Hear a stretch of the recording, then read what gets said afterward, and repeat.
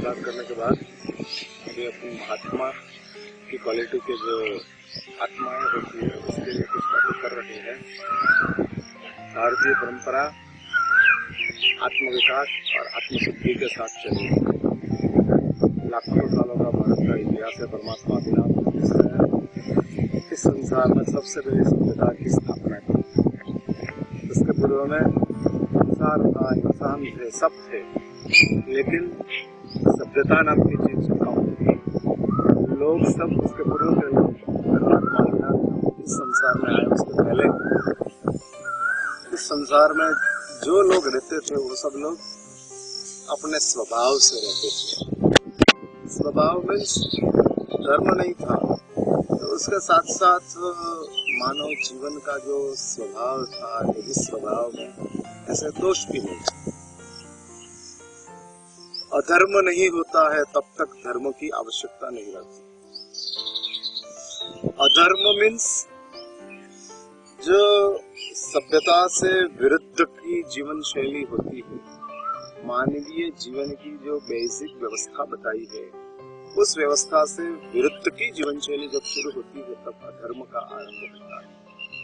संपूर्ण क्रोध न हो वो तो स्वरूप और स्वभाव की बात है, लेकिन जीवन हो तो कभी कभी कुछ न कुछ इधर उधर चलता रहता है, तो थोड़ा बहुत गुस्सा भी होता है, थोड़ी बहुत अहंकार भी होता है, सब कंट्रोल में रहते। तो मानव जीवन के साथ जिसका कंट्रोल में जीवन चल रहा था, अधर्म नहीं था, खून खराबा नहीं था, चोरी लूट नहीं थी, हिंसा नहीं चलती थी, ऐसा अधर्म नहीं थे। तो अधर्म नहीं होने की वजह से अधर्म को कंट्रोल में लेने वाला धर्म भी नहीं था। इस संसार में इस अवसर पीढ़ी काल में जो काल की परिभाषाएं जैन शास्त्र में दिखाई है, उस अवसर पीढ़ी काल के 6 विभाग होते हैं। उसमें पहला, दूसरा और तीसरा विभाग समाप्त होने को आया था, तब परमात्मा आदिनाथ इस संसार में जन्म लेते हैं और जीवन का आरंभ करते हैं। उस समय परमात्मा आदिनाथ ने इस संसार में धर्म की स्थापना की, क्योंकि प्रभु आदिनाथ आए और उसके साथ काल धीरे धीरे गिरने लग गया और समय बदलने के साथ इंसान की समझ भी बदल जाती है। समय बहुत बड़ा फैक्टर है। समय की असर अपनी समझ के ऊपर, अपने संस्कारों के ऊपर जोर से होती है, ऐसा हर कोई इंसान कबूल करता है। समय बदल जाते हैं, अपने आप समझ बदल जाती है, अपने आप उसकी सभ्यता में चेंज आता है, सब होता है। वैसा ही समय बदलते गया और लोगों में गुनाह बढ़ गया, और इस गुनाह का बढ़ावा होने के साथ गुनाह को कंट्रोल में लेने के लिए धर्म की स्थापना। इसलिए धर्म डैमेज कंट्रोल के लिए आता है। जब तक डैमेज न हो तब तक डैमेज कंट्रोल की जरूरत नहीं है। और इस संसार में जैसे जैसे डैमेज बढ़ता गया, वैसे वैसे धर्म का विकास भी बढ़ता गया, धर्म भी बढ़ाना पड़ा। हालांकि आज डैमेज और धर्म, उसके बीच में बहुत बड़ा इम्बैलेंस चल रहा है। जितनी क्वांटिटी में, जैसी क्वालिटी में डैमेज है, वही क्वांटिटी, वही क्वालिटी में धर्म नहीं। आप सब वो बात स्वीकार करेंगे, धर्म करने वाले लोग कम, अधर्म में जाने वाले लोग ज्यादा। फिर भी इस धर्म का जो इम्बैलेंस चल रहा है, इसीलिए तो इस संसार में धर्म और सामने अधर्म, उसका जो इम्बैलेंस चल रहा है, उस इम्बैलेंस की वजह से ही तो कुदरती प्रकोप शुरू हुआ, तूफान शुरू हुआ। जो कुछ कुदरत सामने आई है, वो अधर्म और धर्म के बीच में असमानता खड़ी हुई है। उसके हिसाब से कुदरत प्रकोप, कुदरत बैलेंस को करना चाहती है, धर्म और अधर्म दोनों बैलेंस में आ जाए और बैलेंस में आकर इस संसार चले। असमानता संसार को अराजकता में लेके जाता है, समानता संसार में संतोष की ओर लेके जा रहा है। और इसलिए इस संसार में हम जो आत्म तत्व की बात बता रहे हैं, धर्म की बात बता रहे हैं, वो परमात्मा आदिनाथ की परंपरा में आए थे। और परमात्मा आदिनाथ इस संसार में आने के साथ जीवात्मा को महात्मा कैसे बनना, उसके लिए कुछ बातें बताते जाते हैं। अपन उसके ऊपर ही कुछ चर्चाएं करते हैं और महात्मा की भूमिका हमारे जीवन में आ जाए, जिसको मैं आज की परिभाषा में कहूंगा तो जेंटलमैन, सज्जन के रूप में अपना जीवन जो जीता है उसको हम महात्मा कहते हैं। सज्जन के रूप में कोई इतने पास कोई ऐसा ज्यादा कर्मकांड नहीं है, ज्यादा कोई उसके पास क्रियाकांड नहीं है, तप त्याग नहीं है, फिर भी उसके पास एक सामान्य कक्षा की समझ है और समझ के साथ अपने जीवन के साथ जो कुछ इम्बैलेंस चल रहा है, असमानताएं चल रही है, उसमें वो रास्ता निकाल के आगे बढ़ते जाता है। एक बात बहुत स्पष्ट रूप से समझ के रखो, संसार में दुख वो परिस्थिति नहीं है, वो प्रकृति। दुख इज नॉट अ सर्कमस्टेंसेस, दुख इट इज नेचर ऑफ संसार।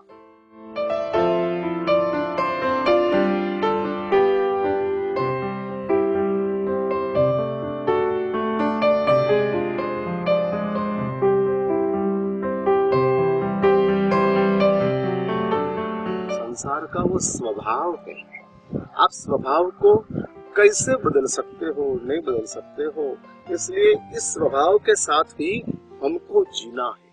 तो महात्मा की क्वालिटी का जो इंसान है, वो इंसान कर्म की ओर से जो दुख आया है, उस दुख को किसी ने भी आपको इस संसार में दुख दिया, एक बात बस स्पष्ट समझ के रखना, कोई व्यक्ति हमको दुखी कर नहीं सकता है।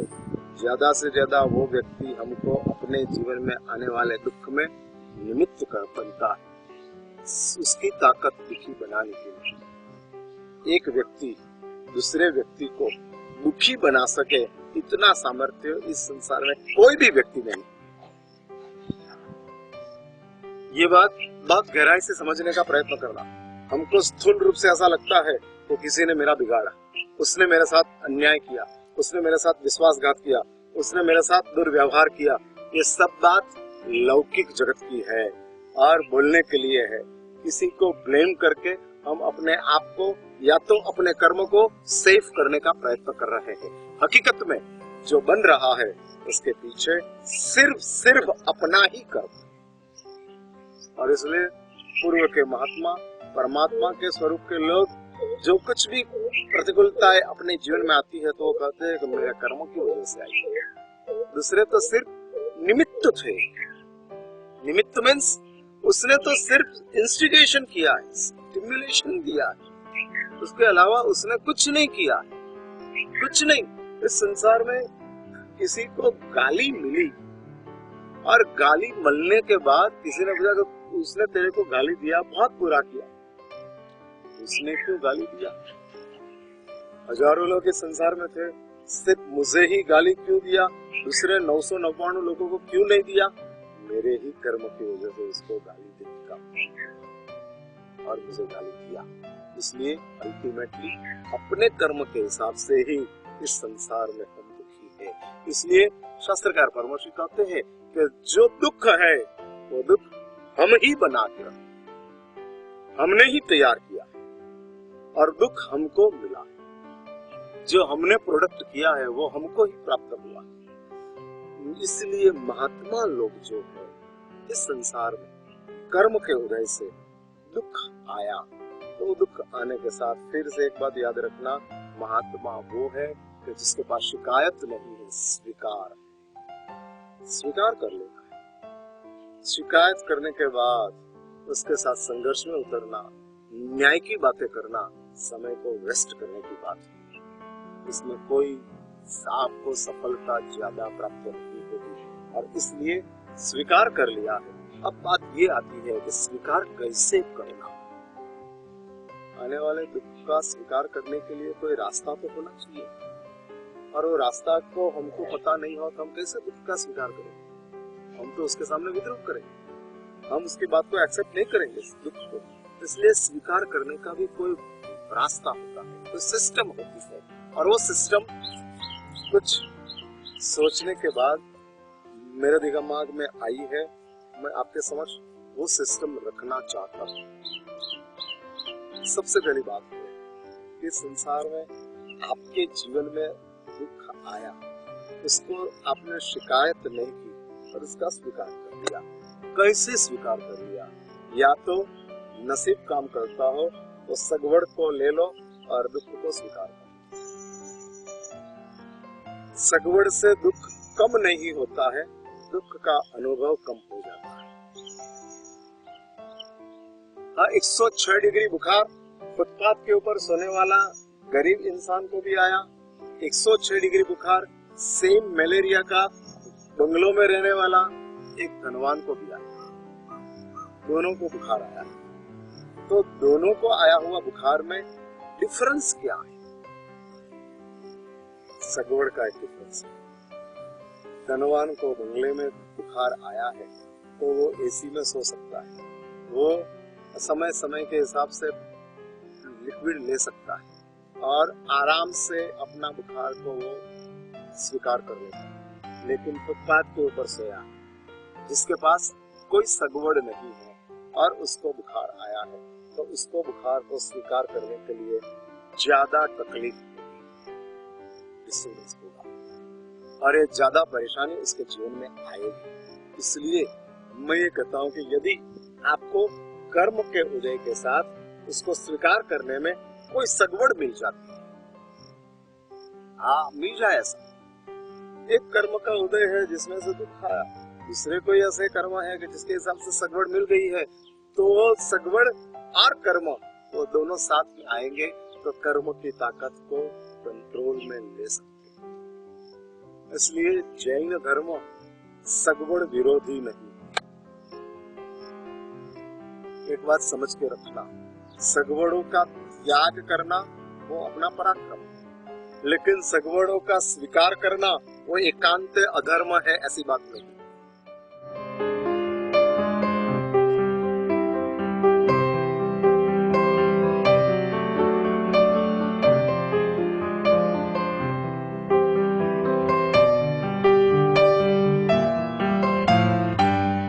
कभी कभी कुछ लोग सगवड़ों का एकांत से विरोध करते हैं। जैन शास्त्रकारों ने ये बात का स्वीकार नहीं किया। धर्मशास्त्रों में ऐसी बात आती है, गुरु को मनोज्ञ द्रव्य क्षेत्र काल और भाव मिलता हो तो गुरु को देना। और धर्मशास्त्रों में ऐसी चर्चा आई है, साधु भिक्षा लेने के लिए गया है और गुरु को आंवला का मुरब्बा अनुकूल आता है और ग्रोसरी में मिल जाते हैं तो वो गुरु के लिए लेके आते हैं, गुरु को। जैन धर्म सगवड़ों का एकांत से विरोध नहीं करता है। शास्त्र में सगवड़ों की बातें बताई है और शास्त्र में ऐसी बात बताते हैं कि यदि मनोज्ञ चीज मिलती है, मनोज्ञ मीन्स मनपसंद चीज मिलती है, मीन्स सगवड़ मिल जाती है, तो कोई इंसान सगवड़ों के साथ अपना जीवन जीता है, उसमें वो अधर्म के मार्ग के ऊपर है, ऐसा कहना अनुचित, योग्य नहीं। किसी ने सगवड़ों का परित्याग कर दिया, वो उसकी मन की बात है, उसमें उसके पास ऐसे पराक्रम है और पराक्रम के हिसाब से वो सगवड़ों का परित्याग कर दिया। हो सकता है पालितोड़ा कोई चढ़ के ऊपर चलता है, कोई डोली में जाता है, लेकिन यात्रा दोनों की चलती है। सगवड़ के साथ यात्रा किया इसलिए उसको कम रिजल्ट मिलेगा और चढ़कर ही इसने यात्रा किया उसको 100% फुल रिजल्ट मिलेगा। वो बात ठीक है और अयोग्य नहीं है, लेकिन एकांत सच भी है।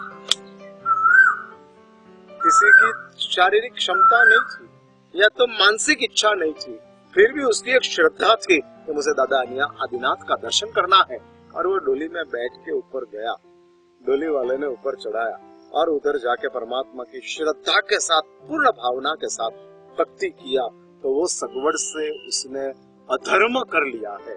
ऐसी बात शास्त्र में नहीं बताते हैं। धर्म के लिए या तो जीवन के लिए सगवड़ मिल गई तो हम उसका स्वीकार कर लेते हैं।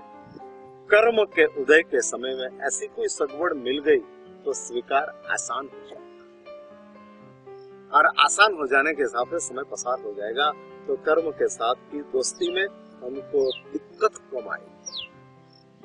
करुणा के सागर है तीर्थंकर देव, और इसलिए ये बात बताते हैं कि मनोज्ञ चीज मिल गई, गुरु को दिया, आंवला का मुरब्बा गुरु को खिलाया, तो उसमें क्या होगा? तो शास्त्र बताया है कि इस मनोज्ञ चीज गुरु को देने के हिसाब से गुरु की प्रसन्नता बढ़ेगी, और गुरु की प्रसन्नता बढ़ेगी तो शिष्यों को फायदा होगा। वैसा सगवड़ मिल जाएगी तो कर्म के सामने, कर्म के साथ दोस्ती करने में आसानी हो जाएगी। और इसलिए पहला रास्ता है कि हम कर्म का उदय का स्वीकार कर लेते हैं, और स्वीकार करने में हमको कुछ सगवड़ मिल गई तो उस सगवड़ के साथ हम स्वीकार करेंगे तो हम इस दोस्ती को आसानी से निभा सकेंगे, चला सकेंगे। ये रास्ता है। लेकिन वर्स कम वर्स दूसरा एक रास्ता भी मैं आपको इधर दिखा देना चाहता हूँ। तो नसीब चारों ओर से डूब गया। Calamities never come alone but there battalion. इसकी आपत्तियों की पूरी श्रृंखला आ गई।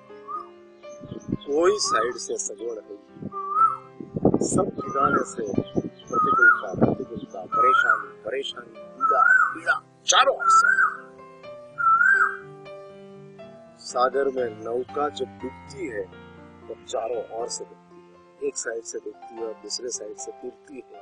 ऐसा नौका में होता है, नौका चारों साइड से डूबती है। समझ लो कि ऐसा ही कर्म का उदय आ गया कि जिसमें सब ठिकाने से दुख, सब ठिकाने चारों ओर से। शरीर में कैंसर हो गया, घर में अशांति हो गई, पत्नी मेके पे चली गई, बेटा अपने साथ झगड़ा करके चला गया, और व्यावसायिक जीवन में भी नुकसान हो गया, व्यावहारिक जीवन में प्रतिष्ठा खत्म हो गई। ऐसा चारों ओर से काला काला बादल घेर गया, कुछ सगवड़ मिलती नहीं है, और हमको महात्मा बनना है। इस कर्म के सामने शिकायत नहीं करनी है, स्वीकार करनी है। परिणाम के साथ दोस्ती से ही जीना है तो कौन सा रास्ता? जैन शास्त्रकारों की बहुत जबरदस्त दीर्घदृष्टि है, लंबी सोच के साथ वो सब चीजें बताते हैं। परमात्मा का धर्म सर्वज्ञ का धर्म, निष्पक्ष धर्म, सबको समान तरीके से देखने के साथ आगे बढ़ते थे। जिसकी ताकत न हो उसको भी हमको उठाना, ऐसा प्रभु की। और इसलिए परमात्मा कहते हैं, भाई दोस्त, तेरे जीवन में एक भी सगवड़ नहीं है, और तुझे ये संसार का रास्ता प्रतिकूलता का जो है उसको तुझे बिगाड़ना है, पसार करना है। कैसे करें? तब शास्त्र में दूसरा रास्ता बताते हैं और कहते हैं, सगवड़ नहीं मिली तो समाधान से आप अपना ही स्वीकार करने का मार्ग शुरू। सगवड़ नहीं तो समाधान नहीं मिला है, क्या कर सकते, कैसे जी सकते? फिर विद्रोह में जाना, शिकायत में जाना, पीड़ा में जाना, जिसमें और ज्यादा तकलीफ होती जाएगी, उसके बजाय रास्ता निकालो, कोई भी हिसाब से रास्ता निकालो।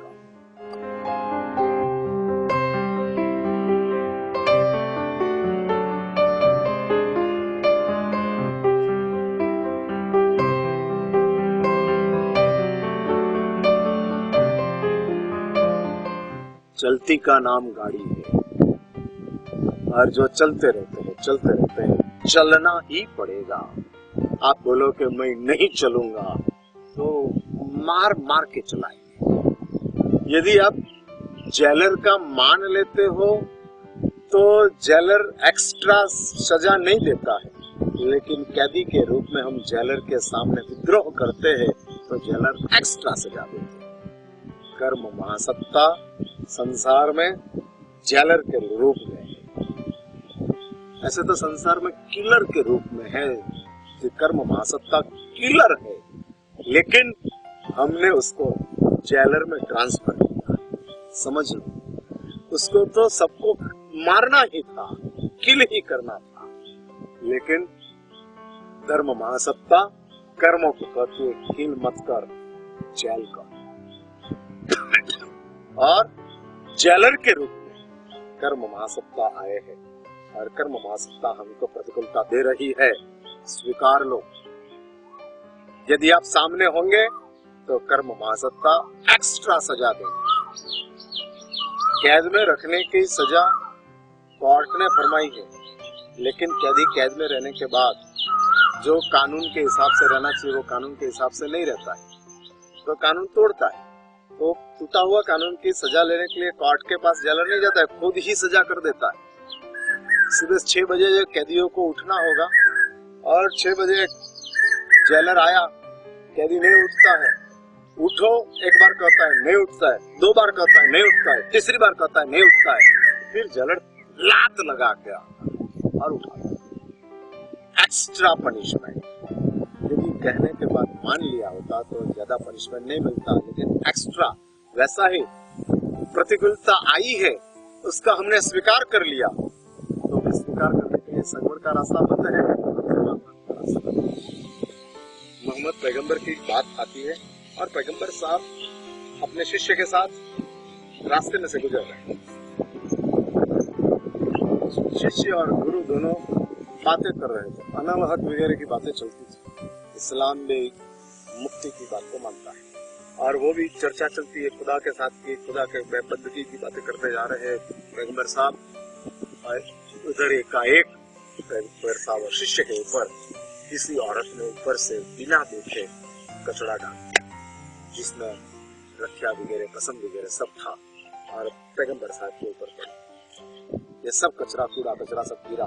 शिष्य आवेश में, गुरुदेव मैं अभी ऊपर जाता हूँ, किसने डाला है उसको पकड़ता हूँ और उसको सजा। पैगंबर साहब आगे चले, नामुमकिन। शिष्य को भी साथ में चलना पड़ा, ऊपर नहीं जाता। 5-10-50 कदम गए, फिर शिष्य ने गुरु को कहा, गुरुदेव यदि आप ऐसे लोगों, ऐसे मूर्ख लोगों को, ऐसे दुष्ट लोगों को भी आप कुछ नहीं कहेंगे तो और उसकी दुष्टता बढ़ जाएगी और ज्यादा परेशान आपको कर लेंगे। इतनी उदारता नहीं है, तो अपनी वीकनेस है, निर्बलता है। तो गुरु मुस्कुराते और मोहम्मद पैगंबर साहब कहते हैं कि दोस्त इस चीज में हम स्वीकार नहीं करेंगे और संघर्ष में उतरेंगे तो क्या मिलेगा। मन खराब, दोनों के बीच में डिस्टेंस बढ़ जाएगा।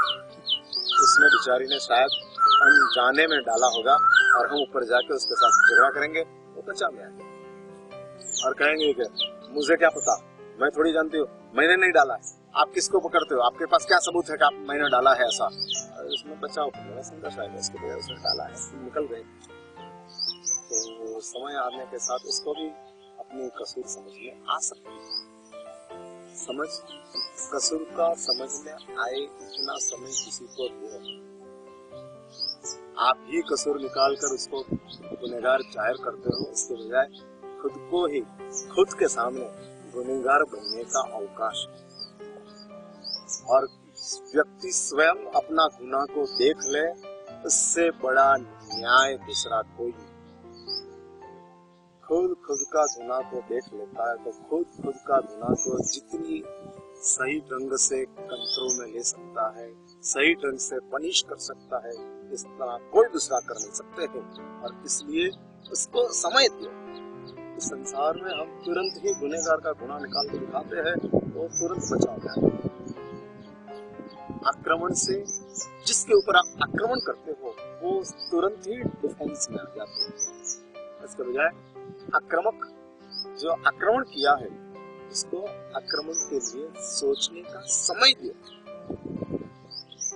तो अपने आप रास्ता निकल जाएगा। पारिवारिक जीवन में ऐसी कुछ बातें होती है तो ये मेरी बात को अप्लाई करने का प्रयत्न करना, आपको इसका रिजल्ट हरदम पॉजिटिव प्राप्त होगा, नेगेटिव नहीं ही मिलेगा, वो मेरी आपको प्रॉमिस है। और पैगंबर साहब अपना शिष्य को कहते हैं कि दोस्त इसमें क्या जरूरत है, लेकिन गुरु आपने क्या सोचा। तब पैगंबर साहब कहते हैं, समाधान की बात में बताते हैं कि दोस्त मैंने इतना ही सोचा कि सिर के ऊपर सिर्फ कसम ही पड़ी है। नसीब तो ऐसा था कि सिर के ऊपर जलता अंगारा गिर जाए, ज्वाला हो जाए और शरीर के ऊपर सिर के ऊपर जले और बाल जलने लग जाए, ऐसा नसीब का चांसेस था।